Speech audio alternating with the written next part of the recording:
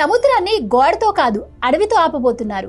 Yes, ఆఫ్రికాలోని Sahara ఎడారి ముందుకు రాకుండా గ్రీన్ వాల్ నిర్మించినట్టే ఇప్పుడు మన ఏపీలో కూడా అటవీ శాఖ మంత్రి పవన్ కళ్యాణ్ ఒక మెగా గ్రీన్ ప్రాజెక్ట్ అమలు చేస్తున్నారు. శ్రీకాకుళం నుంచి నెల్లూరు వరకు ఉన్న 1053 కిలోమీటర్ల కోస్టల్ లైన్ వెంబడి ఈదురుగాలులు, తుఫాను, సముద్రపు కోతల నుండి రక్షణగా 5 కిలోమీటర్ల వెడల్పుతో ఒక గ్రీన్ షీల్డ్ ని ఏర్పాటు చేయబోతున్నారు. ప్రకృతి విపత్తుల నుంచి మన రాష్ట్రానికి రక్షణనివ్వాలనే పవన్ కళ్యాణ్ విజన్ కు ఇది ఒక మంచి ఉదాహరణ.